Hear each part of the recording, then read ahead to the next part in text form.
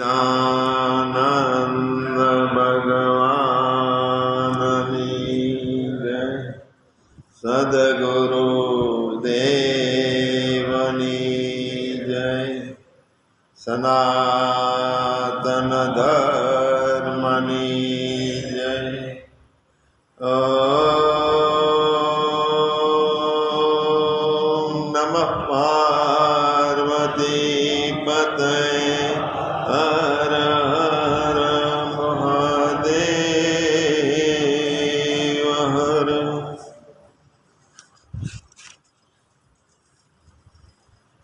મન જ્યારે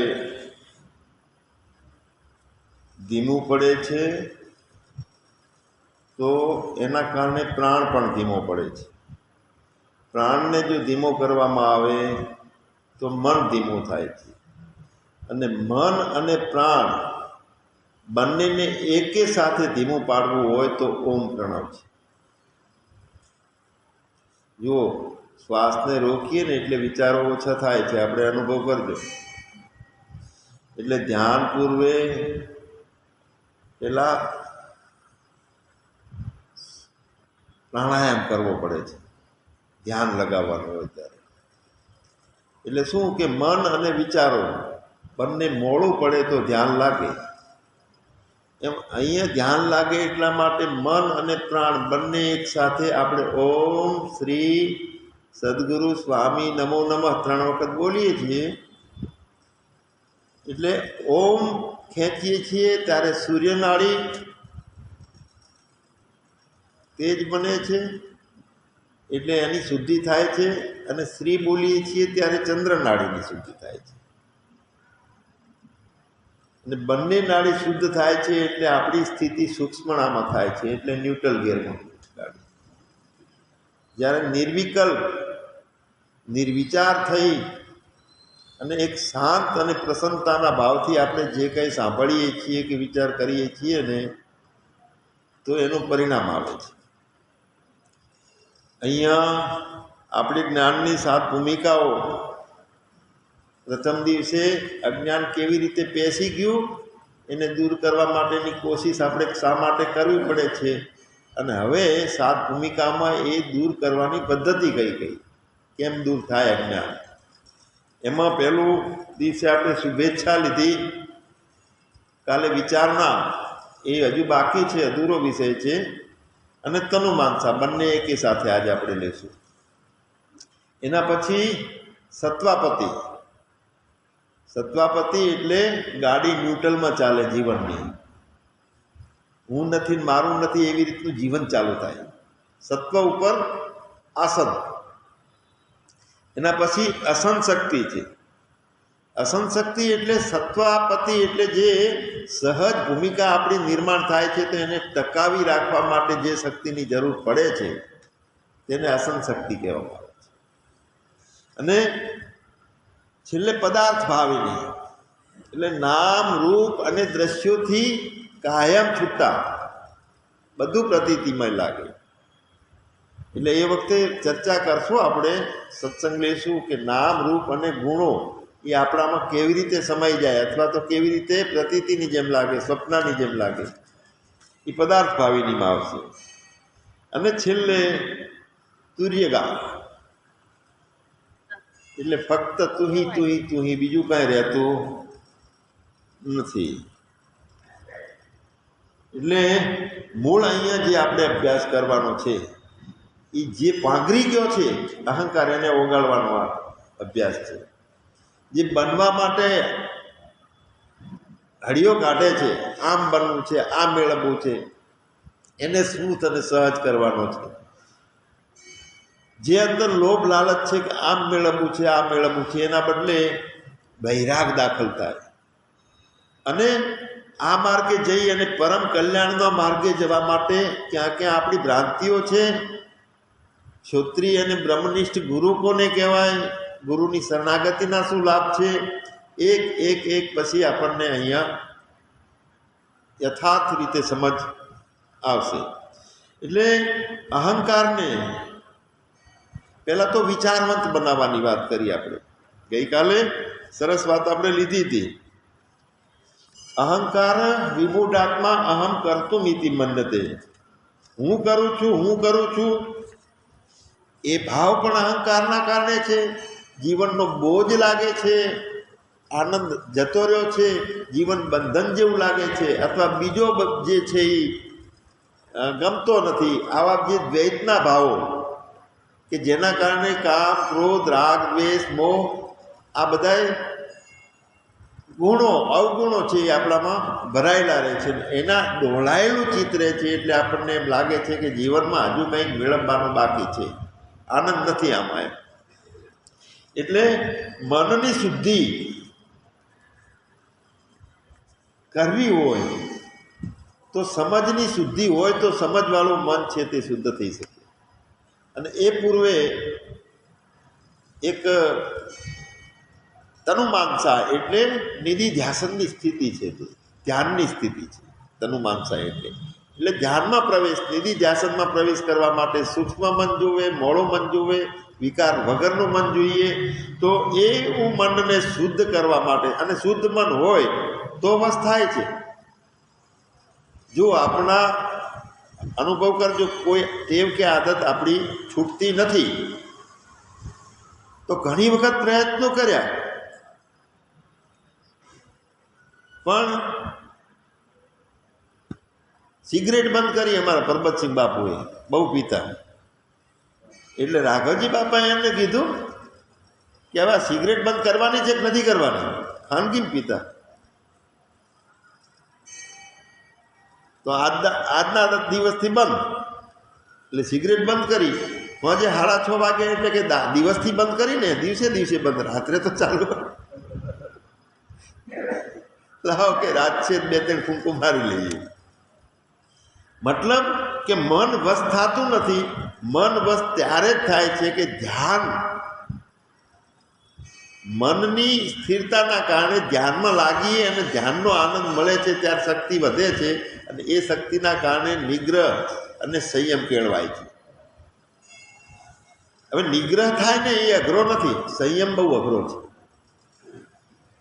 જેમ કે ડાયાબિટીસ થયું છે તો તેલવાળા ગોટા નથી ખાવા, છોડી દીધા, તાકવું નથી. પણ કશું નથી અને કાયમ ભાવે છે ગોટા, અને થાળી ભરેલી સામે પડી છે પણ મારે 2 જ ખાવા છે. આ સંયમ.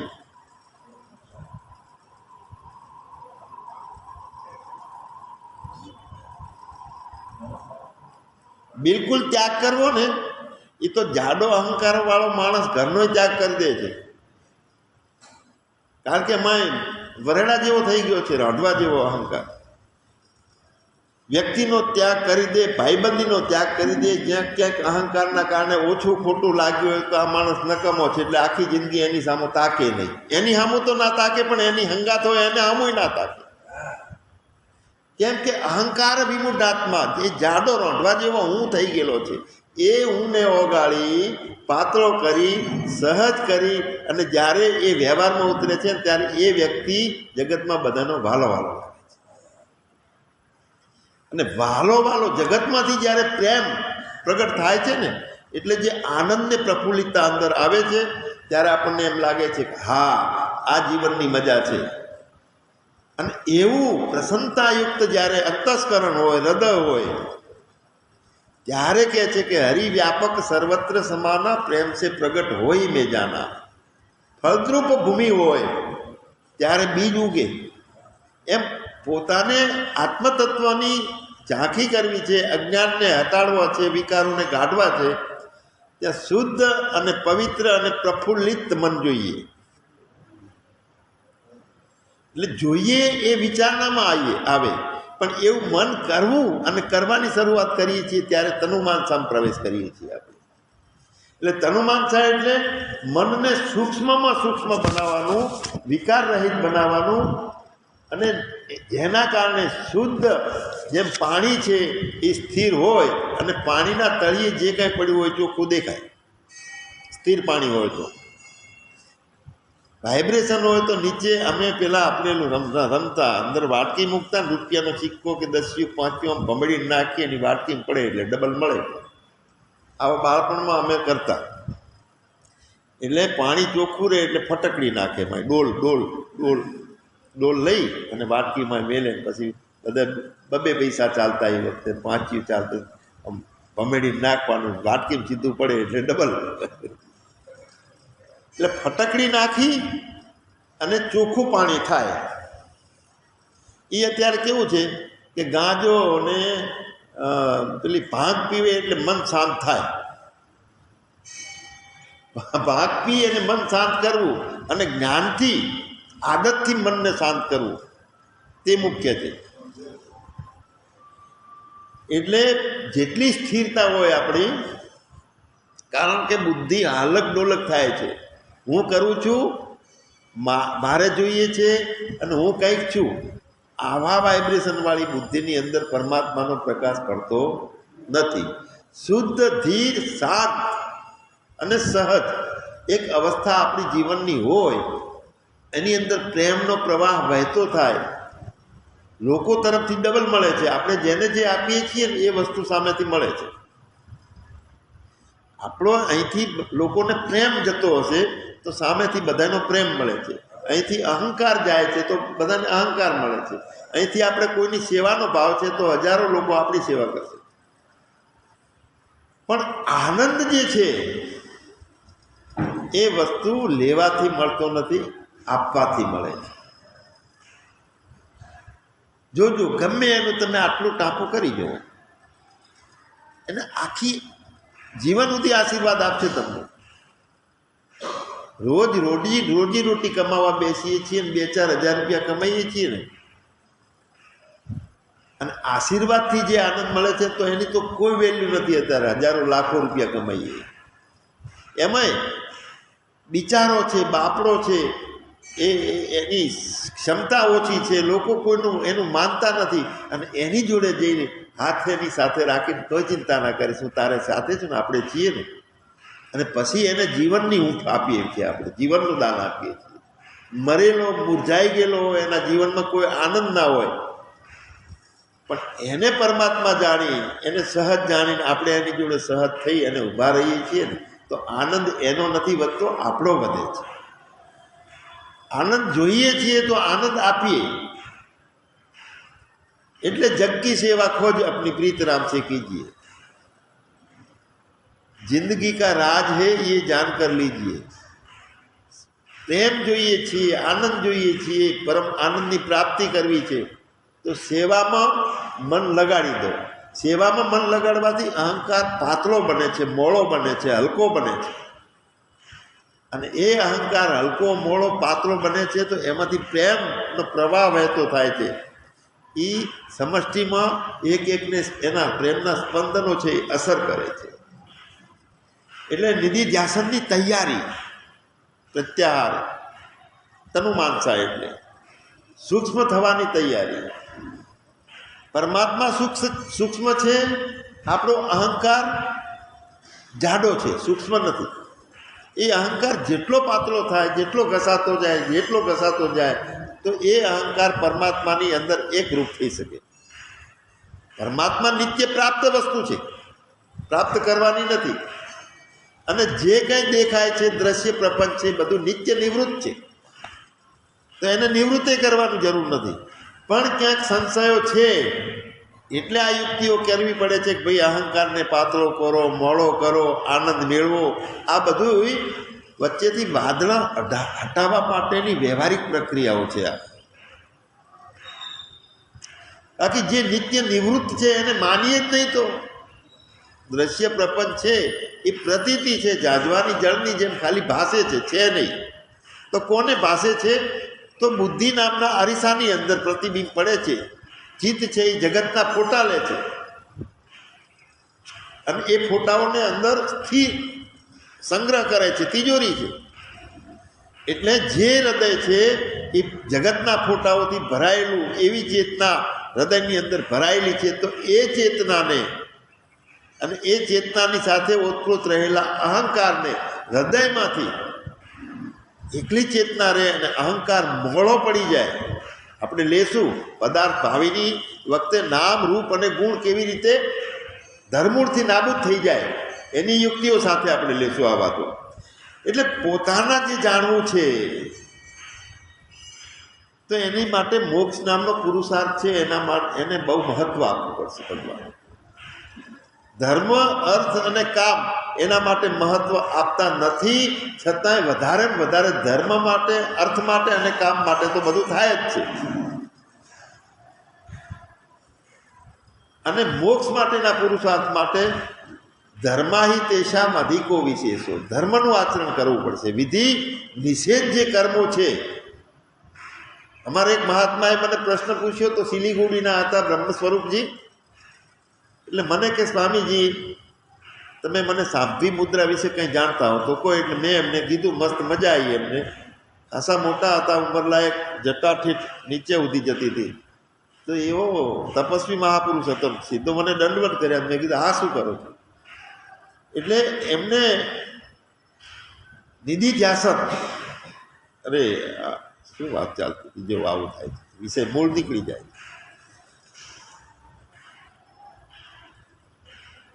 એમને બહુ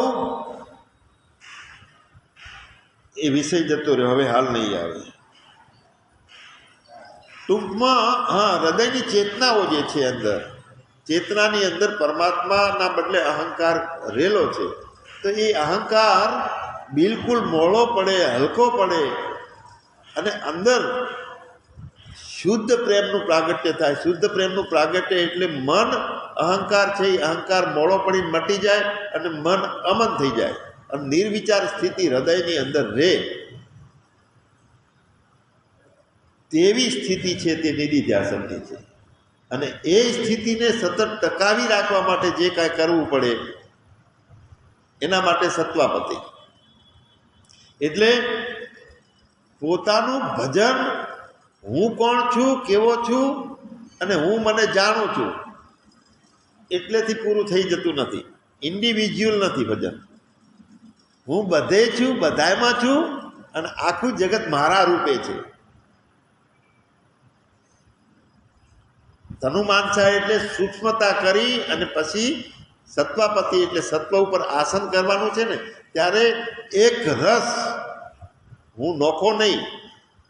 આત્મજ્ઞાની પોતે નોખો માને અને બ્રહ્મજ્ઞાનીની અંદર વ્યાપકતા અને વિશાળતા સાથે પોતે ઓતપ્રોત થઈ જાય છે. એટલે જે ઇન્દ્રિયો છે, પાંચે જ્ઞાનેન્દ્રિયો છે, અને એ જ્ઞાનેન્દ્રિયોથી થતા જેટલા વિષયો છે, એ વિષયોની અંદર મન જાય છે. મન અને વિષયોનું મિલન થાય છે અને એની અંદરથી એક ચટકો લાગે છે કે આ મારે જોઈએ છે. વાસના ઊભી થાય છે, મોહ ઊભો થાય છે. તો મોહ અને વાસના એ બંનેને દૂર કરવી તો એ અઘરું કામ છે. પણ શરૂઆતમાં દૂર કરવાની યુક્તિઓ જાણી અને બધું પરમાત્મા રૂપ. અરે ક્રોધ છે એ પણ ક્રોધની જરૂર છે, એ પણ સૃષ્ટિ આ પરમાત્માની પ્રાપ્તિ માટેનું એક શણગાર નામનું ઘરેણું છે. ક્રોધ પણ ઈશ્વરની કરુણાથી ઈશ્વરે જે કંઈ નિર્માણ કરેલું છે, તો ઈશ્વરના રૂપમાં આપણે આવી અને જે બધાને સમજીએ તો બધું ઈશ્વરી લાગે. આપણે સત્ય તો બધું જગત સત્ય છે. આપણે અહંકારની સાથે 5.5 ફૂટ થઈને બેઠેલા છીએ, આપણે અસત્ય છીએ તો આખું જગત અસત્ય છે. એટલે ભગવાન ધનુમાનસા એટલે અહીં મન સૂક્ષ્મ થવા લાગે, અંદર સંકલ્પો ઓછા થવા લાગે. તો ક્યારે ધ્યાનમાં બેસીએ ત્યારે કે કાયમ? હા, આ ભ્રાંતિ ના રાખીએ. કારણ કે ધ્યાનમાં બેસીએ એટલે મન સૂક્ષ્મ થાય છે, નિર્વિકલ્પ થાય છે, નિરાકારતામાં અવાય છે અને ઘરે જઈએ અને ખખડાટ ચાલુ રહે છે. દીકરા ઉપર અધિકાર, ભાઈ ઉપર અધિકાર, પોતાની માલિકીનો અધિકાર, હું કંઈક છું. આ જે અહંકાર છે એને વ્યવહારમાં, જે બ્રહ્મને વ્યવહારમાં ઉતારે એને બ્રહ્મચર્ય કહેવાય. ટેમ્પરરી આપણે અહીંયા સાંભળીએ કે સંતો સાથે રહીએ કે 4 સત્સંગીઓ સાથે રહીએ ત્યાં સુધી મસ્ત મસ્ત મસ્ત વાતો કરીએ, પણ હૃદય ઉપર હાથ રાખીને પૂછો કે અલ્યા મન નાલાયક છે, મારી પાસે કેવા કેવા ખરાબ કામ કરાયા છે. હું જાણતો તો ક્યાં કરવા જેવા નથી, છતાંય કરાયા છે તે. તો તારી તાકાત વધારે હતી અને હું માય કાંગલો હતો કે મનના તાલે હું નાચ્યો. અને હવે મનની પેલે પારે જઈને મોજ માણવાની છે. એટલે જેટલા દ્રશ્ય પદાર્થોમાં ઇન્દ્રિયો સાથેના મિલનમાં ભોગોમાં જે રુચિ છે એ રુચિ સારી કે મારે અંતરાત્માની શાંતિ સારી, હવે આ વિવેક કરવા માટે વિચારણા છે. અને એ વિવેકને જીવનમાં વણી અને જે આનંદ લૂંટાય છે તે તનુમાનસા એટલે કે સૂક્ષ્માથી સૂક્ષ્મ બની સહજમાં સહજ બની અને જીવન જીવવાનું છે. જ્ઞાન એટલે મેં પરમાત્માને પ્રાપ્ત કરી લીધો, હું જ્ઞાની છું. તો જ્ઞાનનું ફળ શું છે? જ્ઞાનનું ફળ છે આનંદ અને શાંતિવાળું જીવન. જો શાંતિવાળું જીવન પ્રાપ્ત નથી થતું, આનંદ નથી ઊભો થતો, તો જ્ઞાનમાં થોડી કચાશ છે. એના માટે વિચારવાનું છે. એટલે જ્ઞાનીની વિચારણાની ભૂમિકા છે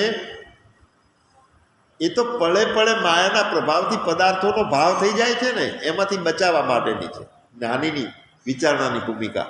પણ સામાન્ય વર્ગ માટે વિચારણાની ભૂમિકા છે એ મારું કલ્યાણ શેમાં છે એનો વિચાર કરવાનો છે. હું કેવું જીવું છું એનો વિચાર કરવાનો છે. હું જીવું છું એ લોકોને ગમે છે એનો વિચાર કરવાનો છે. અને હું જીવું છું તો લોકોને ગમે છે તો લોકો એનું અનુસરણ કરશે, આવી સૂક્ષ્મ બુદ્ધિ જોઈએ. એટલે આપણને ઘણા બધા ગાંધીજીએ કીધું છે, વિનોબા ભાવે કહે છે, અને વિશ્વના ઘણા ફિલોસોફરો કહે છે કે ગીતા જેવું કોઈ ગ્રંથ આ ધરતી ઉપર નથી. તો આપણે કીધું ખરી કોઈએ, આપણે માની લીધું અને ગીતાને હાથમાં પકડી પછી એની અંદર કર્મયોગ આવે છે, જ્ઞાન યોગ આવે છે, ભક્તિ યોગ આવે છે. બધાનો અભ્યાસ કરતા ગીતાની અંદર રહસ્ય શું રહેલું છે એના ઉપર જો લક્ષ નહીં જાય, એટલી સૂક્ષ્મ વિચારણા નહીં હોય તો ગીતાને સમજી શકશું નહીં આપણે. એટલે પહેલા તો જે બધા ઉપનિષદોનો નિચોડ છે આ ગીતા.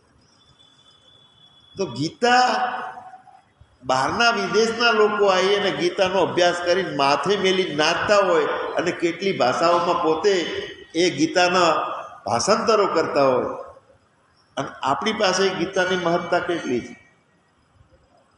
જે ગીતાનો ગાનારો આ ધરતી ઉપર જન્મ્યો, નાચ્યો, કૂદ્યો અને અર્જુનને માધ્યમ બનાવી અને કુરુક્ષેત્રના મેદાનમાં 700 મંત્રોની સાહિત્ય આપણને આપ્યું છે, જેનાથી જીવનના બધા કોયડાઓનો ઉકેલ થાય છે.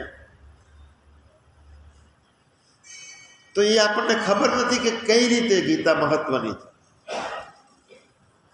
તો ગીતાની અંદર એટલા માટે કે વિચારના ગીતા શું છે, ભાગવત શું છે, બ્રહ્મસૂત્ર શું છે, ઉપનિષદ શું છે, એનો ખ્યાલ આપણને આવવો જોઈએ યથાર્થ રીતે. કેમ કે જીવનમાં આપણા સાથીદાર તરીકે છેલ્લી યાત્રા સુધી આ શાસ્ત્રો કામ આવશે અને સદગુરુ કામ આવશે. છેલ્લે શાસ્ત્રો અને સદગુરુ બંને સમાપ્ત થાય છે એવી એક સ્થિતિ છે. તો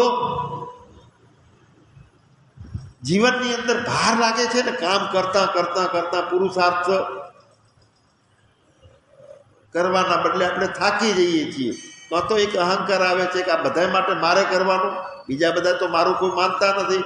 હું ગધાડાની જેમ ભાર ઉપાડીને બધા માટે સવારથી સાંજ સુધી 10-10 કલાક તડકામાં ફરું છું અને અમારી તો વાતો માનતા નથી. તો ત્યાં ગીતા કહે છે કે તું થાકીશ નહીં. કર્મણે અધિકાર હસ્તે મા ફલેશુ કદાચ. તારો કર્મમાં અધિકાર છે, ફળમાં અધિકાર નથી. એટલે એમાં ગીતાને એક પ્રથમ વાત છે એ પુરુષાર્થવાદ, પ્રયત્નવાદ કીધો છે. કર્મ કરવામાં તારી ફરજ છે, અધિકાર છે. કેટલા ઋણો છે, સમાજના ઋણો છે, કુટુંબના ઋણો છે, પાડોશીઓના ઋણો છે. આ એક કાપડ હું કપડું પહેરીને બેઠો છું તો એની અંદર કેટલી આ ધરતીએ સહન કર્યું છે, ખેડાણી છે, એમાં બીજ રોપણું છે, ખેડૂતે મહેનત કરી છે.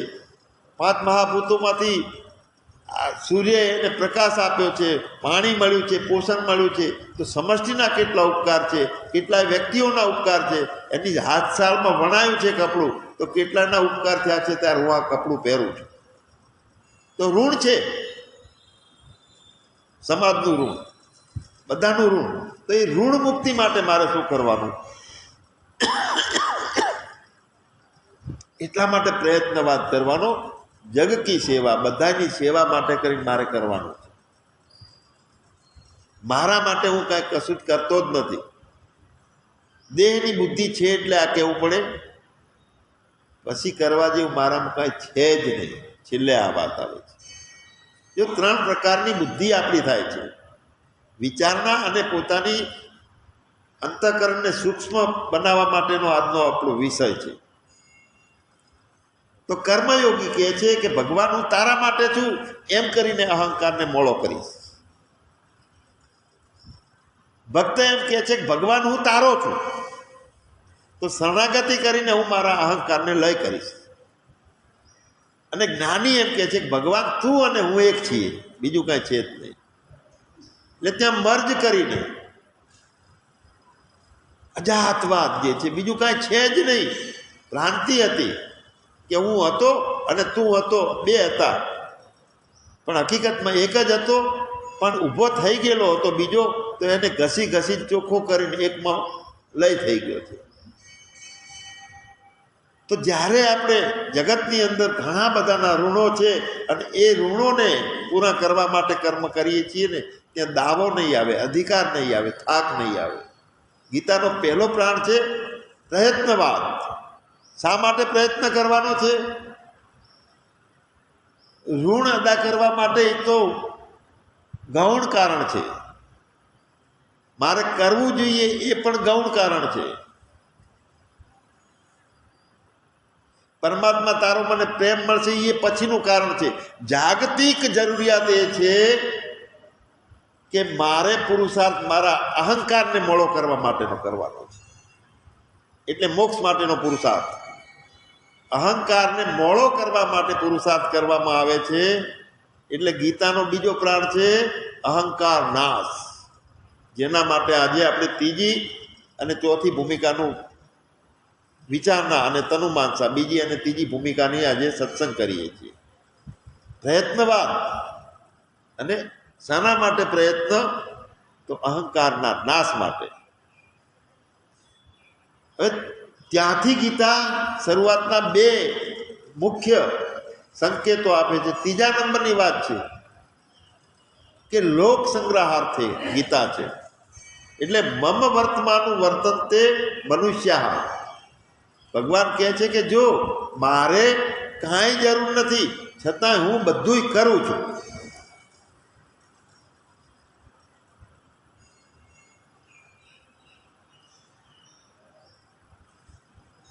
કાંઈ મારે જરૂર નથી, છતાં હું કરું છું. તો હું કરું છું એ પણ મારી ધ્યાન અને સમાધિ છે. એટલે અકર્મી ના બનો.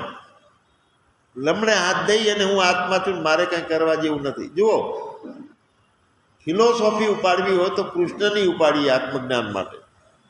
એને કોઈ દિવસ કનખલમાં જઈ અને મોટી જઠ્ઠા વધારી અને મોટી માળા પહેરી અને બેહી નથી ગયા. એ તો અહંકારને શાંત, ઢીલો અને મોળો કરવા માટે, મન માટે અભ્યાસ છે. તો હોય 5, 10, 20 મિનિટ એ કરવું જોઈએ. બીજું કે કૃષ્ણ ભગવાન સાંદીપની ઋષિના આશ્રમમાં ગયા.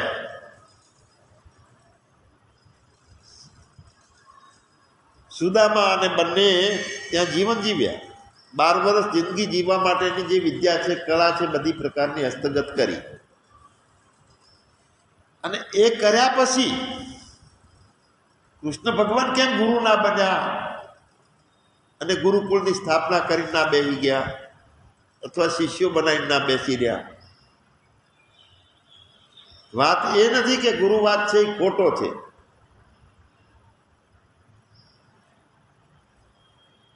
ગુરુ પરંપરા તે સાચી છે.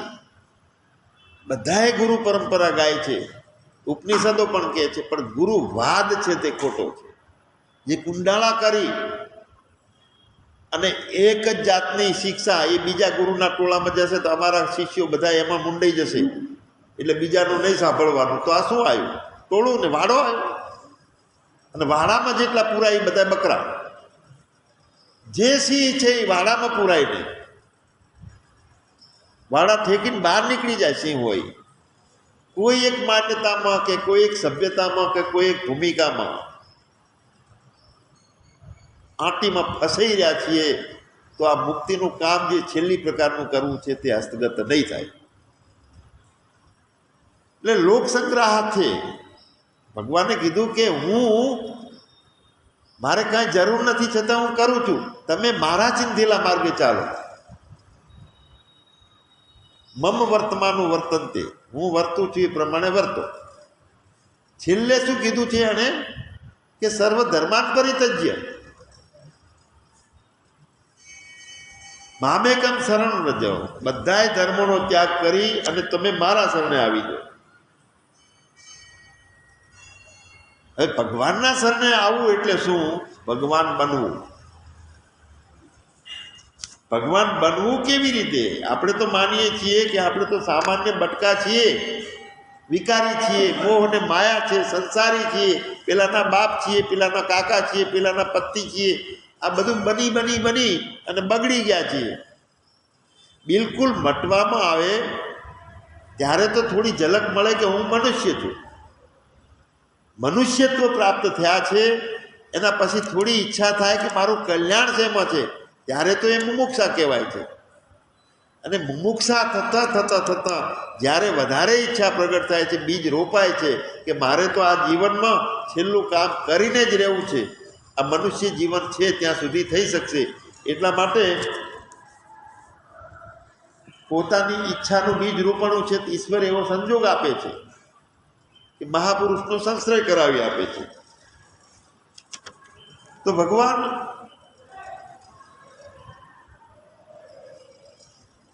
લોક સંગ્રહાતે ભગવાન જીવ્યા છે. હું જેવું વર્તીશ એવું મારો પાછળનો વર્ગ વર્તશે. પોતાના છોકરા કે એમાં સંસ્કાર ક્યારે આવશે? આપણે મંદિરે જઈએ અને શિવજીને માથું નમાવતા હશું અને સાથે લઈ જશું બાળકને, તો એ શીખશે એ સંસ્કાર. આપણે દેવ દેવીઓને ધૂણાવવામાં, દોડ નાખવામાં અથવા તંત્ર મંત્રમાં અને ભયમાં છીએ, માગીએ છીએ રોજ રોજ ભગવાન પાસે જઈને, તો છોકરા એ જ કરવાના છે. વારસામાં આપણે શું આપીએ છીએ છોકરાને?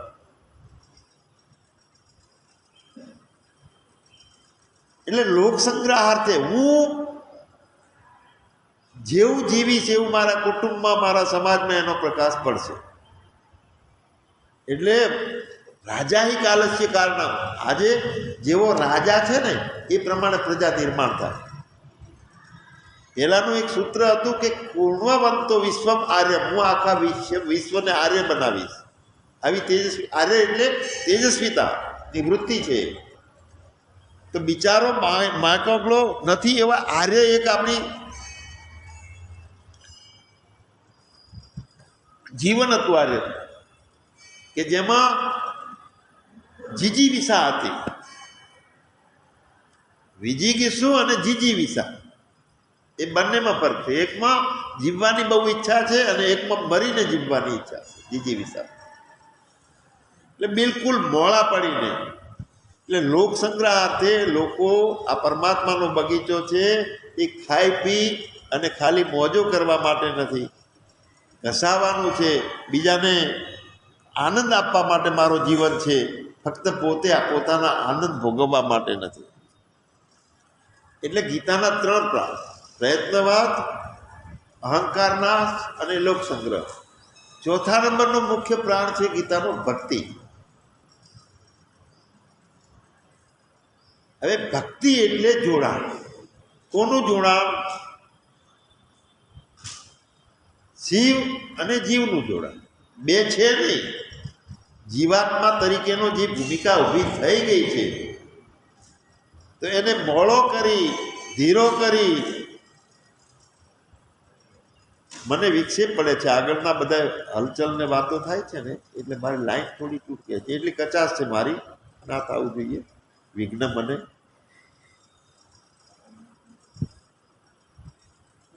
ભક્તિ એટલે સમન્વય, અરે ભક્તિ એટલે જોડાણ.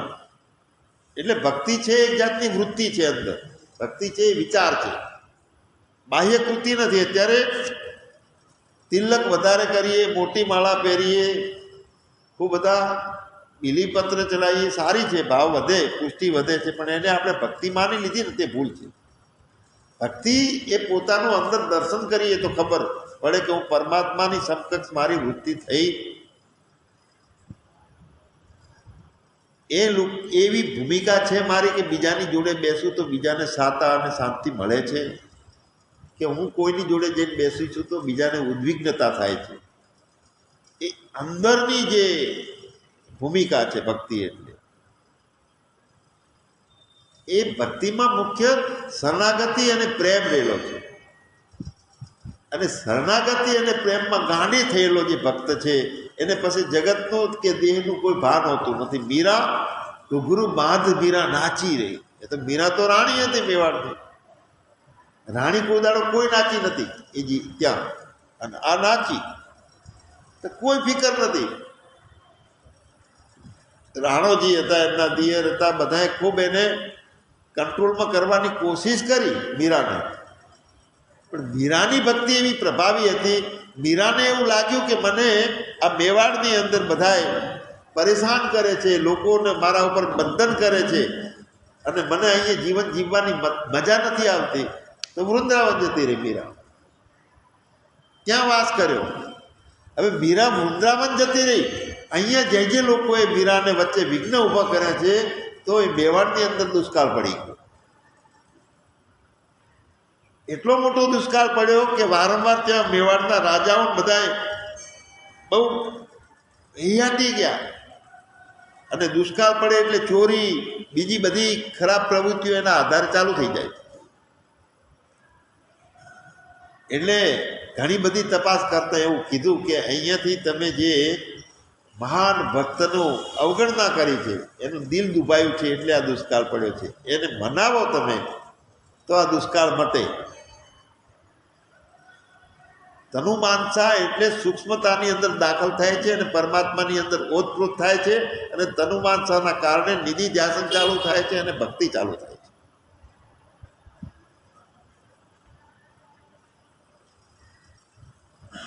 એટલે વૃંદાવન આ લોકોએ તપાસ કરવા મૂકી કે મીરાને ગમે એમ કરીને પકડી લાવીએ અહીંયા મેવાડમાં, અને થોડી એની સેવા કરીએ આપણો દુષ્કાળ મટે. એટલે મીરાને પાસે 2-4 વખત લોકો ગયા, એટલે મીરા કંટાળી ત્યાંથી દ્વારકા જતી રહી છે. હવે દ્વારકા જાય છે ને આ બાજુ બધા નક્કી થઈ ગયું મીરા આવશે નહીં અહીંયા, અને અહીંયા તો દુષ્કાળથી બધા તળમળીએ છીએ.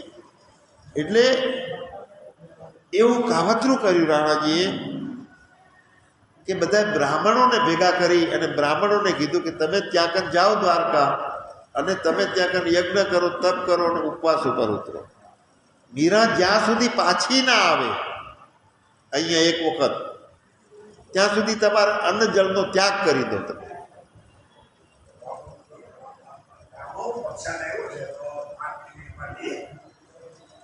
તો પછી આપણે ચાલુ કરીએ. આ તો પ્રસાદ લઈ લો બધા.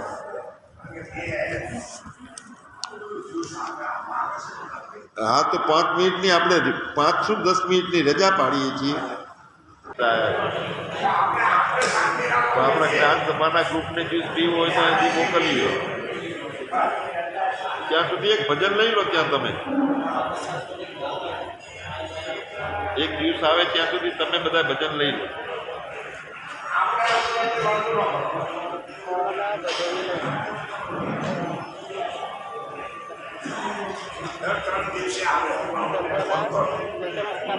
ભગવાનની કૃપા.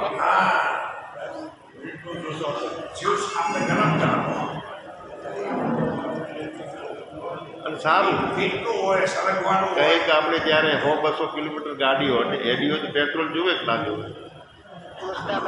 એમ સવારમાં 7 વાગે નાસ્તો કર્યો હોય, કોઈ તો 1/2 કિલોમીટર હેડીને આવ્યા હોય, એટલે અંદર ડીઝલ બળી ગયું હોય તો પાછું પૂરવું પડે આપણે.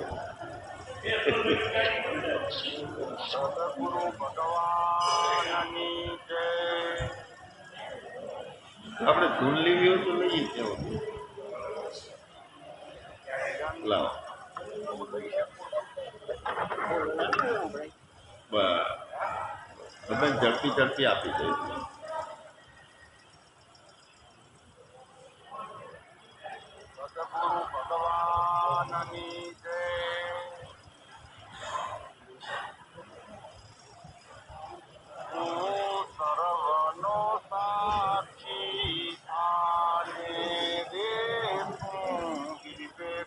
વિચાર કરી દો ને તું જોવે પ્રકૃતિના રૂપને રૂપ સત્ય સ્વરૂપને સર્વનો સાક્ષી માને રે સર્વનો સાક્ષી માને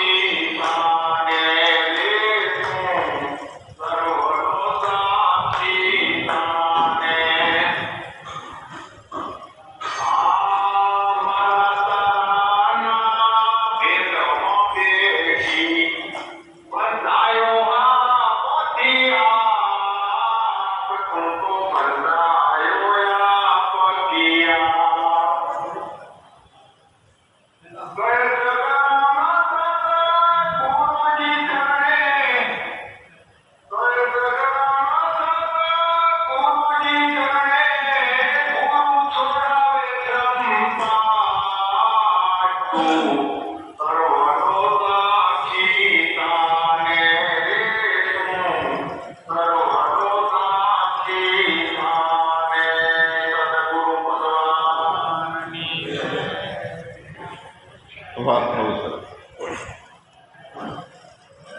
ગીતાનો ચોથો જ્ઞાન એ ભક્તિની વાત કરતા હતા ભક્તિ એટલે જોડાણ ભક્તિ એટલે પરમાત્મામાં જાગૃતિ અને દેહના સંસારમાંથી ઉપરામૃત્તિ એટલે મીરા દ્વારકા જે છે ભગવાનને એ ભક્ત હતી અત્યારે જેનું આપણે ભજન સાંભળ્યું અમારે આ જ્ઞાન સભા નામનું ગ્રુપ છે એમાં કેનેડા અને અમેરિકાથી એ બધા સાંભળે છે અને અહીંયા છે બીજા રાજ્યોના સાંભળે છે એમાં સગ્રામ બાપા નામના ભક્ત છે અમારા ખાસ મિત્ર એ રોજે રોજ એક ભજન બનાવે છે ગાય છે એમાં 300-400 ભજનો છે આખી ગીતા મોઢે છે, 3-4 ચોપડી ભણેલા હોવા છતાં.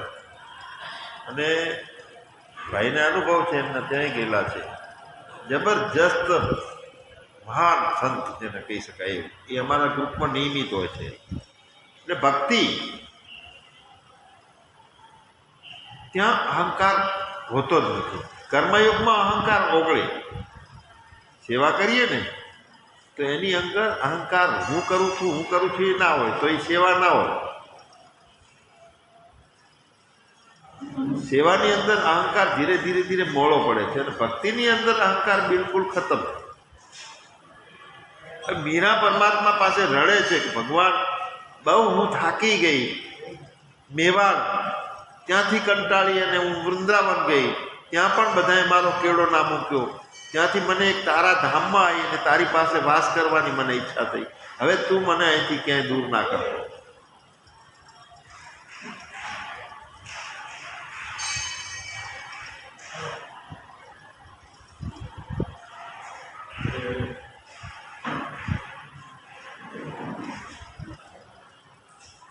અને આ બ્રાહ્મણોનું ટોળું ગયું ત્યાં, 11 બ્રાહ્મણો મેવાડથી રાણાએ મોકલેલું. મોટી કિંમત નક્કી કરી હતી બ્રાહ્મણોની કે તમને આટલી દક્ષિણા મળશે પણ આ કામ કરીને આપવાનું છે. અને મીરા એમને માનશે નહીં. લોકો કાળમાં બધા પરેશાન થઈ ગયા છે, શ્રાપ લાગ્યો છે. મીરાને સમાચાર આ પહોંચે છે. 2 પ્રતિનિધિ જઈને કહે છે કે અમે તમારે એક વખત ત્યાં આવો તો વરસાદ થાય, ગમે એમ કરીને તમારે પાછું મેવાડમાં આવી રહેવું પડશે. આ બાજુ મીરાને ખબર પડી છે કે 11 જણા છે અને બધાએ એકાંતમાં બેઠા છે, ઉપવાસ ઉપર ઉતરેલા છે. અને મીરાનું રુદન દ્વારકાધીશના મંદિરની સામે થઈ અને મીરા જે કકળાટ કરીને જે રોવે છે ને, એ વખતે મીરાએ જે પ્રાણ પરમાત્મામાં લય પામ્યો છે ને એનું છેલ્લું ભજન ગાયું છે મીરાએ. સાધન સુધ જીત ચાહે ચિત કીજો. બહુ થાકી ગઈ છું ભગવાન, હવે તારી ઈચ્છા હોય એમ કર. મારી તો એવી ઈચ્છા છે કે તું મને તારાથી દૂર ના કરીશ.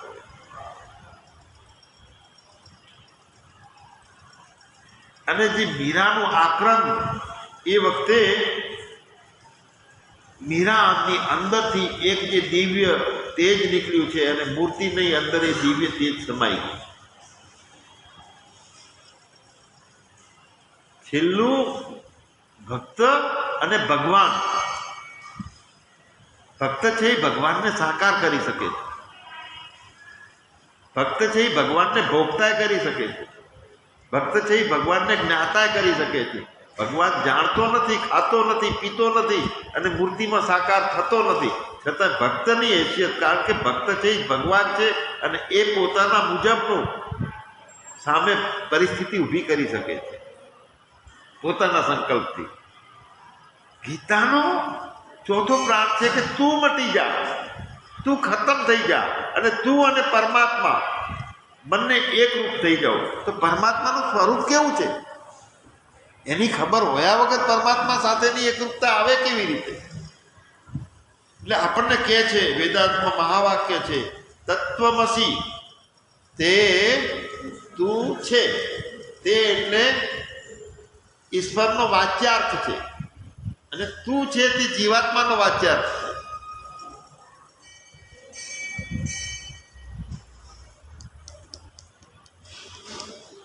તે તું છે.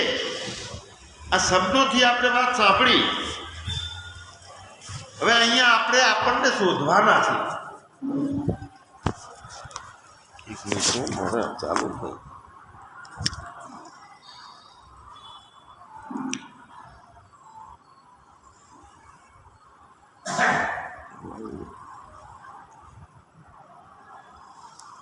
આપણે આપણને શોધવાના છે ને, તો આપણે કોણ? તો ઉપનિષદના મહાવાક્યો છે કહે છે કે તે તું છે. આપણે તે એટલે ઈશ્વર. તું જીવ છે ને એ નથી, એને છોડી દે. તું એ ઈશ્વર છે. તો હું નો હું ઈશ્વર છું, તો હા હું નો હું ઈશ્વર છું. તો હું ઈશ્વરથી નોખો નથી? ના, નોખો નથી. તો નોખો કેમ પડી ગયો? અવિદ્યાથી, માયાથી, અજ્ઞાનના કારણે નોખો પડી ગયો. હવે જીવાત્માને અજ્ઞાનનો જે ભૂમિકા લાગી છે, ઉપાધિ લાગી છે, અજ્ઞાનના કારણે એક વાદળું આવી ગયું છે કે મારે પોતાને આપણને શોધીએ છીએ તો જડતા નથી. કેમ કે હું નોખોનો નોખો લાગુ છું, અલગનો અલગ લાગુ છું પરમાત્માથી. શ્રદ્ધા થતી નથી કે આ મળ અને નિષ્ઠાથી ભરેલો હું છું. પોતે દેહની સાથે તાદાત્મ્ય કરેલું છે.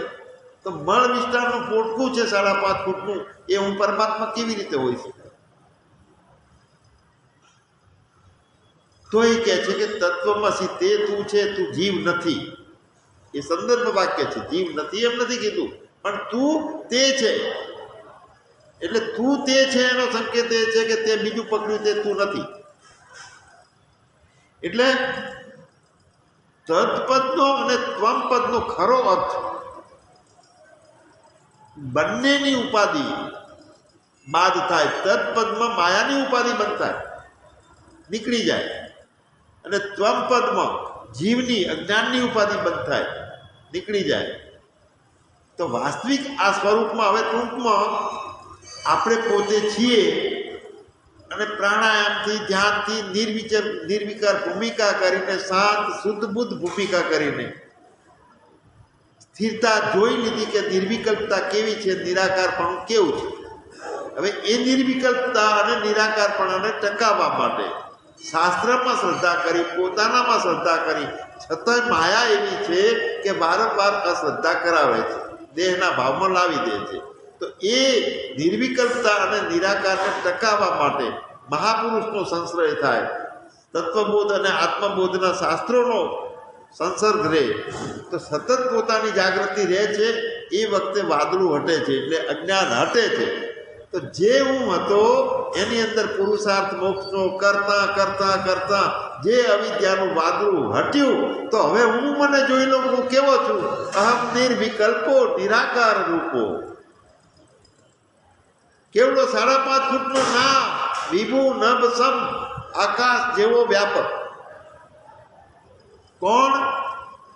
જન્મતું તું, વધતું તું, વિકારી પામતું તું, કયડું થતું તું, મરતું તું. કોણ? એ તો દેહના ભાવો હતા. તો મારી પોતાની ભૂમિકા કોણ શું છે? તો જ્યારે અજ્ઞાનનો પડદો હટી જાય છે ત્યારે હું દેહ નથી રહેતો, હું કાળો નથી રહેતો, હું ધોળો નથી રહેતો, હું પટેલ નથી રહેતો, હું વાણિયો નથી રહેતો, હું નાનો નથી રહેતો, હું મોટો નથી રહેતો, હું દુઃખી નથી રહેતો કે હું સુખી નથી રહેતો. વચ્ચેથી અજ્ઞાનનું વાદળું હટે છે ત્યારે આપણે આપણો દીદાર જોઈ લઈએ કેવા છીએ, અને તે આપણું લક્ષ્યાર્થ. અને તે અજ્ઞાનનો પડદો હટ્યા પછી જીવાત્માનો અને આખા જગતનો સાક્ષી, અને માયાનો પડદો હટ્યા પછી પણ જે સાક્ષી છે.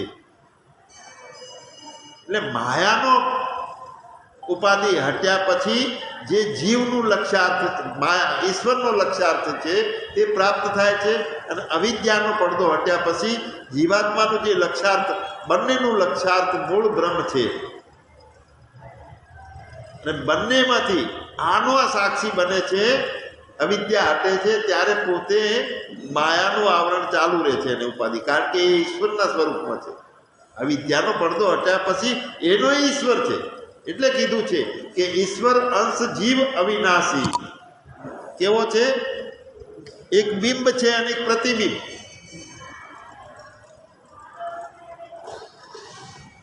પ્રતિબિંબ હતું એમાં બુદ્ધિ હતી. બુદ્ધિને આપણે દર્પણ તરીકે ઓળખીએ. એ દર્પણમાં પ્રતિબિંબ, એની સાથે હું હતો, હું બનેલો હું, કલ્પિત હું. કલ્પિત હું હતું, એની અંદર પ્રતિબિંબ હતું. કોનું હતું? જેનું પડ્યું પ્રતિબિંબ, જેમાં પડ્યું પ્રતિબિંબ, કોનામાં પડ્યું? જીવાત્મામાં. એટલે ઈશ્વર અંશ જીવ અવિનાશી. ઈશ્વરનો અંશ છે જીવનો, જીવ છે તે પ્રતિબિંબ છે, અને ઈશ્વર બિંબ છે. બિંબ અને પ્રતિબિંબ, પ્રતિબિંબમાંથી ઉપાધિ જાય છે અજ્ઞાનની, ત્યારે પણ બ્રહ્મ છે, અને બિંબમાંથી ઉપાધિ જાય છે માયાની ત્યારે એ પણ બ્રહ્મ છે.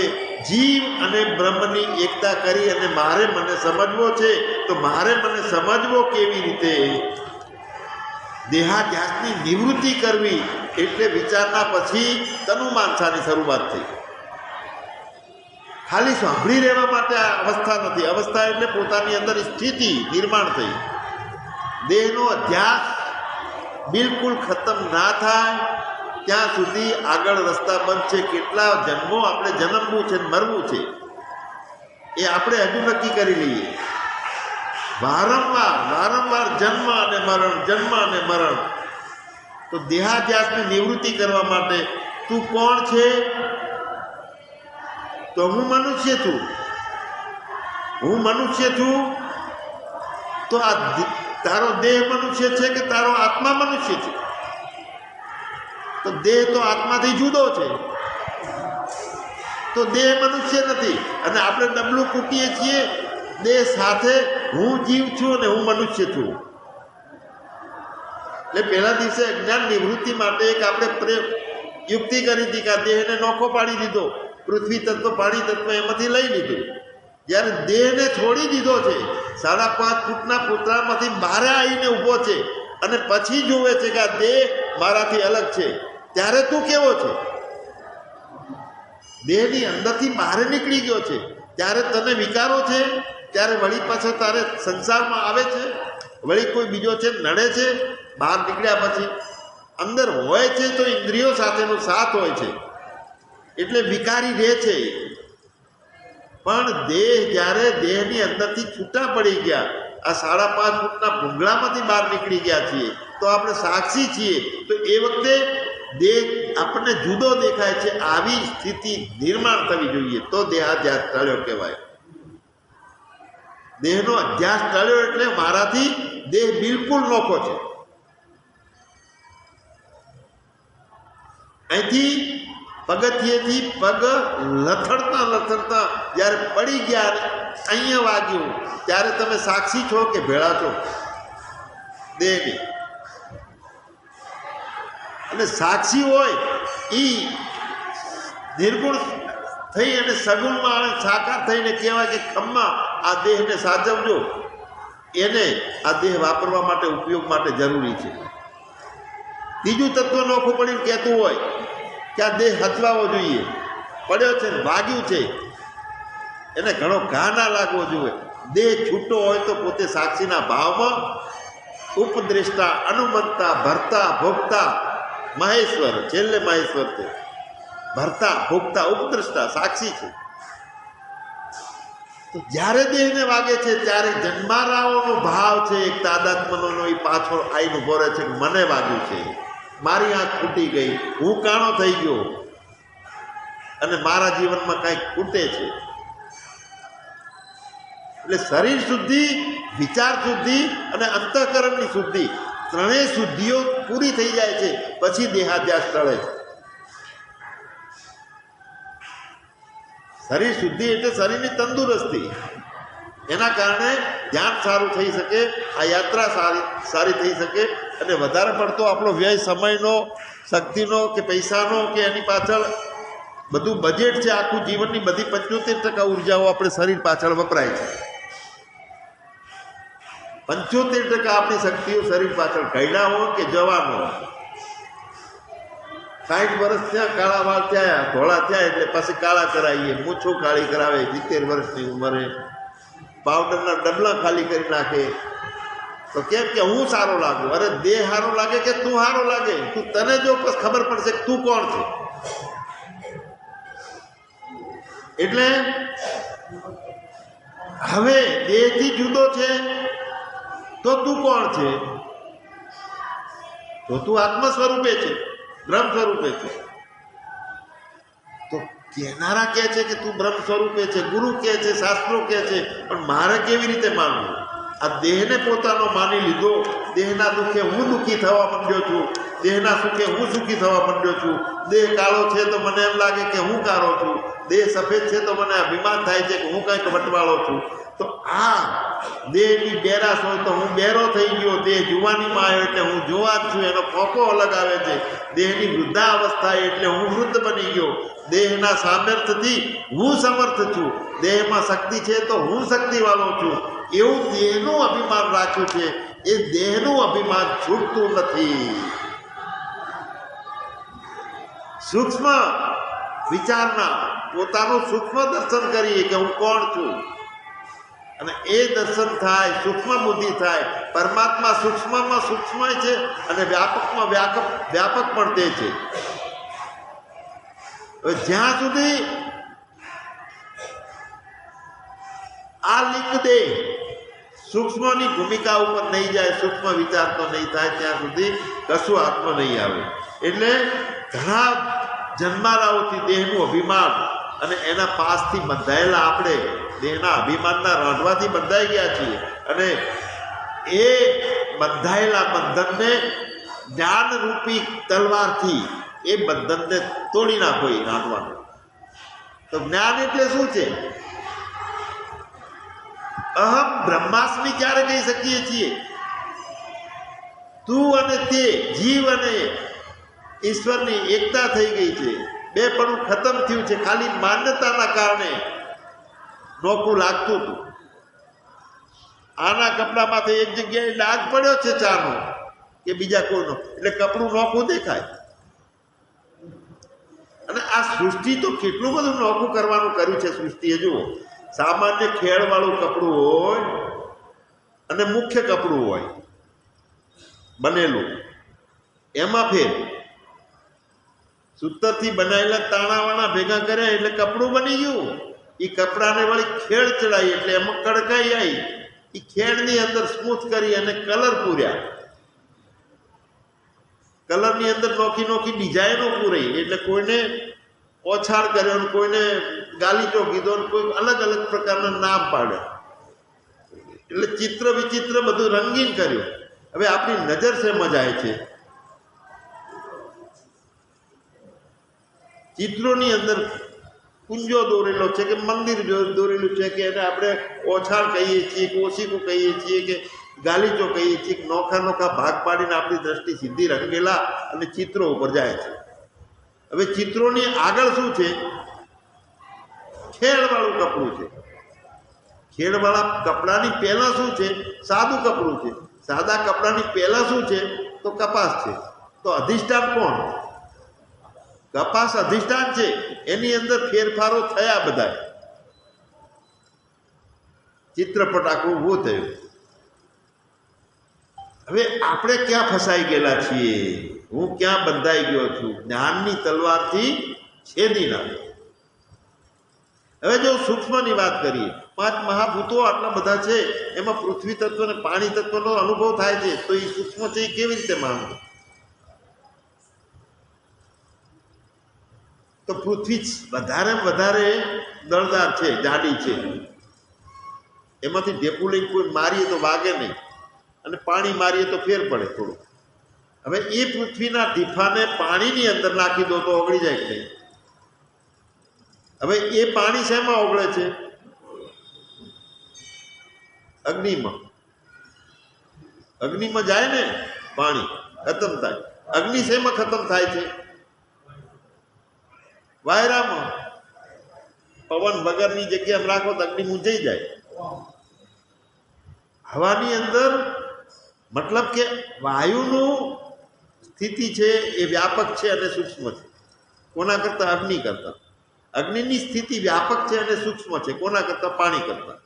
પાણીની સ્થિતિ વ્યાપક છે અને સૂક્ષ્મ છે. કોના કરતાં? પૃથ્વી કરતાં. પૃથ્વી કરતાં પાણી પાતળું, પાણી કરતાં અગ્નિ પાતળો, અગ્નિ કરતાં વાયુ પાતળો, અને વાયુનો લય આકાશમાં થાય છે. એટલે આકાશ વધારે સૂક્ષ્મ. એ આકાશથી વધારે શું સૂક્ષ્મ છે? મહત્તત્વ, મૂળ પ્રકૃતિ અપંચીકૃત અને અવ્યાકૃત છે. એનામાં દેશ અને કાળ આવ્યો નથી. એમાં અંતઃકરણ ઊભું થયું નથી. અંતઃકરણ એ શુદ્ધ સત્વગુણમાંથી ઉત્પન્ન થાય છે. જ્ઞાનેન્દ્રિયો શુદ્ધ સત્વગુણમાંથી ઉત્પન્ન થાય છે. કર્મેન્દ્રિયો છે એ મિશ્ર સત્વગુણમાંથી ઉત્પન્ન થાય છે. એટલે બધાની ઉત્પત્તિ શું છે, ક્યાંથી થાય છે, આ થોડો અભ્યાસ પંચીકરણમાં કરજો, મેળાવે તો. એટલે અહીંયા મહત પ્રકૃતિનો લય ક્યાં થાય છે? મહત પ્રકૃતિ છે એટલે સમજી લો કે આપણી છેલ્લે શુદ્ધ પરમાત્મા રૂપે પ્રકૃતિ છે, કે જેમાં હું તું મારું તારું આયુ નથી, અવ્યાકૃત છે અને અપંચીકૃત છે. એવી પ્રકૃતિ પરમાત્મામાંથી નોખી પડેલી હતી, પરમાત્માનું સ્વરૂપ હતું, તો એમાં લય થાય છે. પણ કોને? જ્ઞાનીને આ બધું લય થાય છે. જ્ઞાનની પરિસ્થિતિ આવી ત્યાં જીવ ભાવ ખતમ થઈ જાય છે, હું તું મારા તારાનો ભાવ ખતમ થઈ જાય છે. હજુ મેળવવાનો હડકવા બંધ થઈ જાય છે, કારણ કે વ્યાપક ભાવમાં સ્થિતિ થાય છે. તો આત્મા સ્વરૂપના લક્ષણો શું છે એ સૂક્ષ્મ બુદ્ધિથી અને સાચી મુમુક્ષાથી અને ક્ષોત્રી અને બ્રહ્મનિષ્ઠ ગુરુના સાનિધ્યમાં એ સમજાયો છે. એટલે આ હર્ષ, શોક, દુઃખ, લાગણીઓ, આનંદ, ભય, ક્રોધ, લોભ, મોહ, સ્પૃહા, ઈચ્છા, જન્મ, મૃત્યુ, આ બધાય ધર્મો કોના છે? અહંકાર વાળા જીવના નહીં, જીવ ચેતન છે, અહંકારના જ ધર્મો છે બધા. અને આત્માનો ધર્મ શું છે? કાંઈ નહીં, સત ચિત્ત ને આનંદ એ પોતાનું લક્ષણ છે, સ્વરૂપ લક્ષણ છે. એટલે હું પણ છે એ બંધનનું કારણ છે. વાત પહેલી પાકી ઠોસ થઈ જવી જોઈએ. મારે છૂટવું છે તો હું પણ એટલે બીજા અશક્તની સામે હું છું કહીએ છીએ એ હું પણ નહીં.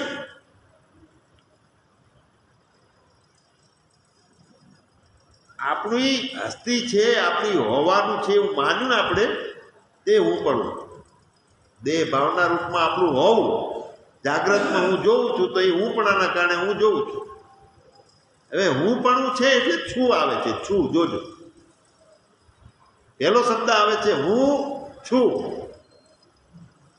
હવે એની અંદરથી હું ને બાદ કરી નાખ્યો તો શું વધે છે? છું રહે છે.